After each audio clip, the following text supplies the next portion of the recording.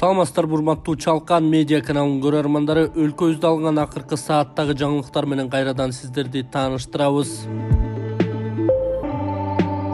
Камчы Көлбаевдин кылмыштуу тобунун мүчөсү кармалды. Бүгүн Кыргызстанда Камчы Көлбаевдин кылмыштуу тобунун активдүү мүчөсү кармалып тергөө абагына киргизилди. Бул тууралуу Улуттук коопсуздук кызматынан кабарлашты. Колго түшүрүлгөн киши түзөтүү колониясында жаза өтөп жатып, ошол жакта кармалган чет элдик жарандан акча талап кылган деп шектелүүдө. Кармоо учурунда андан 60 грамм гашиш табылган. Учурда шектүүнүн башка кылмыштарга тиешелүүлүгү текшерилип жатат. Садыр Жапаров Санкт-Петербургда өтө турган КМШнын бейформал саммитине катышат. Президент Садыр Жапаров 26 декабрда Россиянын Санкт-Петербург шаарында өтө турган КМШ мамлекеттеринин башчыларынын бейформал жолугушуусуна катышат. Бул тууралуу президенттик администрациянын тышкы саясат бөлүмүнүн башчысы Муратбек Азымбакиев билдирди. Иш-чарага Беларусь президенти Александр Лукашенко, Азербайжандын президенти Ильхам Алиев, Армениянын премьер-министри Никол Пашинян, Казакстандын президенти Касым-Жомарт Токаев, Россиянын президенти Владимир Путин, Тажикстандын президенти Эмомали Рахмон, Түркмөнстандын президенти Сердар Бердимухамедов жана Өзбекстандын президенти Шавкат Мирзиёевдин катышуусу күтүлүүдө. Эске салсак, КМШ мамлекеттик жетекчилеринин бейформал жолугушуусу 26-27 декабрда Санкт-Петербург калаасында болот. Бул КМШ лидерлеринин узап бара жаткан жыл ичиндеги экинчи жолугушуусу болуп калмакчы. Караколдо саунада сойкуккана уюштурган аял кармалды. Каракол шаардык ички иштер башкармалыгынын кылмыш иликтөө ыкчам бөлүмчөсүнүн кызматкерлери сойкулук менен алектенүү үчүн көмүскө жай уюштурууга шектүүнү кармашты. Бул тууралуу облустук милициянын басма сөз кызматынан билдиришти. Маалыматка караганда, ушул жылдын июль айында кылмыш иликтөө ыкчам кызматкерлерине Каракол шаарынын аймагында белгисиз аял сойкулук менен алектенүү үчүн көмүскө жайларды уюштуруп, кыздардын ыплас аракеттерине көмөктөшүп жаткандыгы тууралуу ыкчам маалымат келип түшкөн.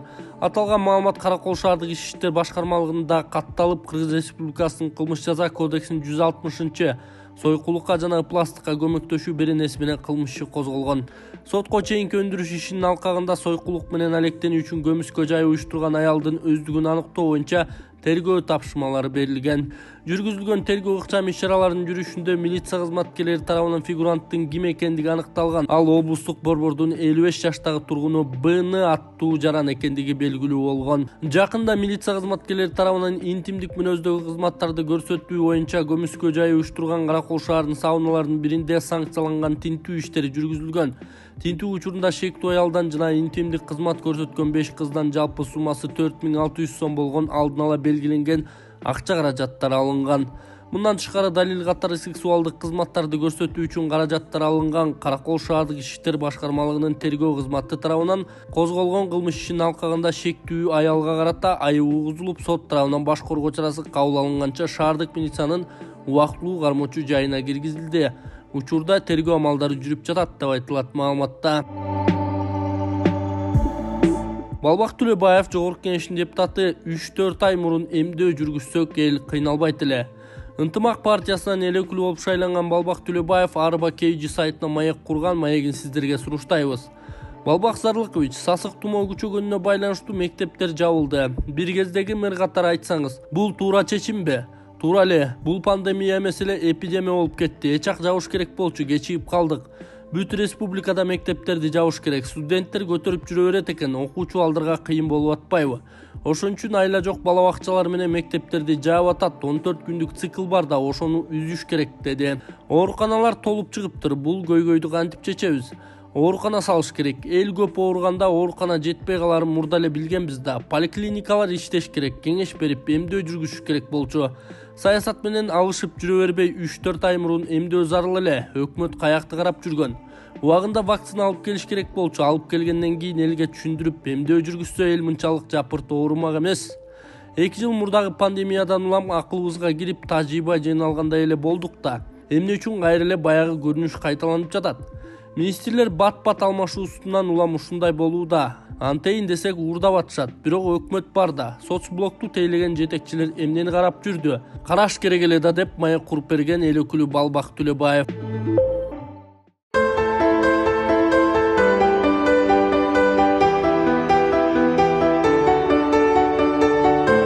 Мен Нурдинова Бурулкан.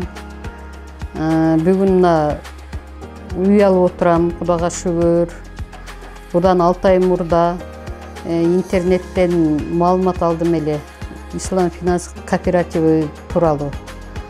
Анан ошого ишенип барып, офисине барып, маалымат алып, мага жагыкты.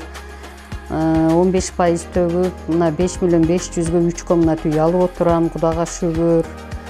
Анан мен көп адамдарга маалымат бердим да бул кооператив тууралуу. Жакшы экен, инвесторлору бар экен деп алар ишенбей, мына эми бүгүн мен алып отурам. Мен будан кийин алар да ишенсе керек. Ушу Ислам финанс кооперативине чексиз ыраазымын. Мына бактылуу болуп турабыз балдарыбыз менен.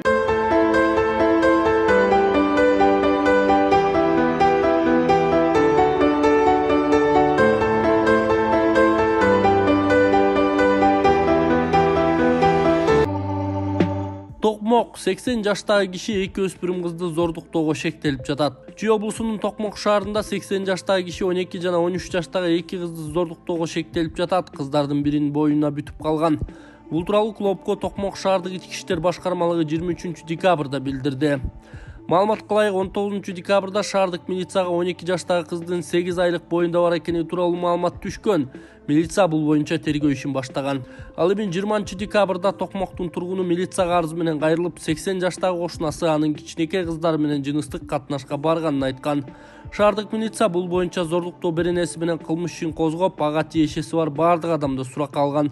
Ошондой эле бул иш боюнча тийиштүү соттук медициналык экспертизалар дайындалган. Балдарга карата зомбулук. ИИМдин маалыматына ылайык, Кыргызстанда 2022 жылдын башынан бери балдарга карата 400дөн ашык зордук зомбулук фактысы катталган. Аталган 400 фактынын 55 учуру сексуалдык мүнөздөгү зомбулук. Өлкөдө балдарга карата зомбулук фактылары жыл сайын өсүп жатат. Көбүн эсе зомбулук боюнча козголгон иш сотко жетпей калат. Анткени көпчүлүк учурда балдар туугандары тарабынан зордук зомбулукка кабылат. Жапа чеккендердин үй бүлөсү арыз жазууну чечсе да, туугандары менен макулдашып арыздан баш тартышат. 12 августта президент Садыр Жапаров балдарга карата зомбулук үчүн жазаны күчөтүү боюнча мыйзамга кол койгон. Оюн автоматтары казинодо гана болсун. Садыр Жапаровдун жарлыгы. Президент Садыр Жапаров кумар оюндарын уюштуруу жана өткөрүү боюнча мыйзамсыз ишке бөгөт коюу боюнча чаралар жөнүндө жарлыкка кол койду. Бул тууралуу өлкө башчынын маалымат кызматы билдирди. Жарлыкта төмөнкүлөргө тыюу салынат.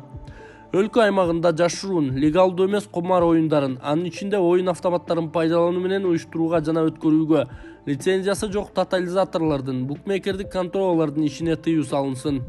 2023 жылдын 1 январынан тартып оюн автоматтарын пайдалануу мыйзамда белгиленген тартипте ачылган казинолордо гана болот деп белгиленсин. Оюн автоматтарын соода борборлоруна, компьютердик клубтарга жана башка жайларга орнотууга тыюу салынат. Ички иштер министрлигине берилген тапшырма. Кыргыз Республикасынын аймагында мыйзамсыз кумар оюндарын, анын ичинде оюн автоматтарын пайдалануу менен уюштурууну, өткөрүүнү токтотуу жана болтурбоо боюнча иштерди күчөтсүн. Көмүскө кумар оюндарын өткөрүү үчүн жашыруун жайларды иштетүүгө жол бербөө жана бөгөт коюу. Мындай оюндарды уюштуруучулардын мыйзамсыз ишин токтотуу үчүн катуу көзөмөлдөнсүн. Мыйзамсыз оюн автомат залдарынын ишин, казинону кошпогондо компьютердик клубтарда, соода борборлорунда жана башка жайларда оюн автоматтарын орнотууну токтотуу жана болтурбоо боюнча чараларды көрсүн. Кумар оюндарын мыйзамсыз уюштурууга жана өткөрүүгө фактылары аныкталганда оюндарга таандык буюмдар, анын ичинде оюн автоматтары, оюнда ставка жана байга болуп саналган баалуулуктар, ага катышуунун натыйжасында алынган башка кирешелер белгиленген тартипке алынууга жана мамлекеттин кирешесине айландырылууга тийиш деп белгиленсин деп айтылат маалыматта.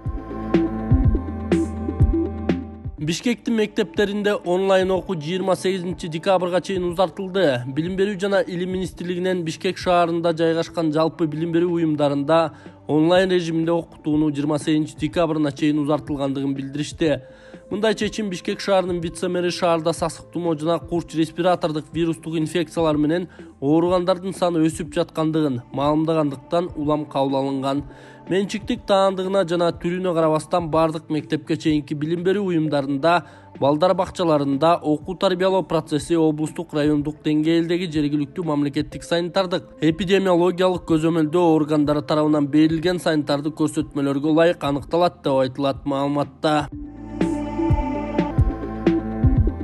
Орозайым Нарматованын ачкачылыктан кийинки сүрөтү көпчүлүктү жалоо урутту. СИЗОдо ачкачылык жарыялаган экс-депутат Орозайым Нарматованын саламаттыгы начар болгонуна байланыштуу ИИМдин тергөө башкармалыгына бара алган эмес. Мындай билдирүү Нарматованын социалдык тармактагы баракчасына жарыяланды. Анда 22 декабрда саат 14:15 аралыгында Орозайымды тергөөгө алып кетүү үчүн кызматкерлер келгени айтылат. Орозайымдын абалы оорлошуп, өз алдынча баса албагандыгына байланыштуу СИЗОнун кызматкерлери носилкага жаткырып, камерадан короого алып чыгышкан, бирок абалын көрүп алып кеткен эмес. Аны менен жактоочусу да жолуга албай кетиптир деп айтылат билдирүүдө. Нарматованын ачкачылык кармаганга чейинки сүрөтү мындай. Ырчы Анжеликанын доосу канааттандырылса, каражат кайда жумшаларын жактоочусу айтты. 22 декабрда Ырчы Анжелика Кайратованын ар-намысын, кадыр-баркын жана ишкердик беделди коргоо чындыкка дал келбеген маалыматтарды жокко чыгаруу боюнча соттук отурум өттү. Бул туурасында Ырчынын жактоочусу тарабынан белгилүү болгон. Эгер сот доону канааттандырып, моралдык зыяндын ордун толтурууну талап кылса, анда бардык каражаттар балдардын реабилитациялык борборунун эсебине которулат, деди жактоочусу. Белгилей кетсек, Алга Кылычев, Дөө Чыңгыз Жумагулов каймана аттуу Крим авторитеттин өлүмүнө Анжеликанын түздөн түз тиешеси бар деп өзүнүн Фейсбуктагы баракчасы аркылуу айткан. Бул билдирүүдөн кийин Анжелика Кайратова Алга Кылычевди сотко берип 10 миллион сом доо койгон. Биринчи соттук отурум 7 декабрга белгиленип, анда эки себептен улам ишти кароо кийинкиге жылдырылган. Шыпыргыга катылган абакка 4 телефон киргизем деген аял кармалды. Чүй облусунун Степной айылындагы номер 2 аялдар абагына телефон алып өтүүгө аракет кылган жаран кармалды. Бул тууралуу жазаларды аткаруу кызматынан билдиришти. Маалыматка караганда АГ аттуу аял 4 телефонду 3 шыпыргыга катып, абакка алып өтүүгө аракет жасаган. Жазаларды аткаруу кызматы абактарда чөнтөк телефондорду тыюу салынган буюмдардын катарына кирерин эскерткен.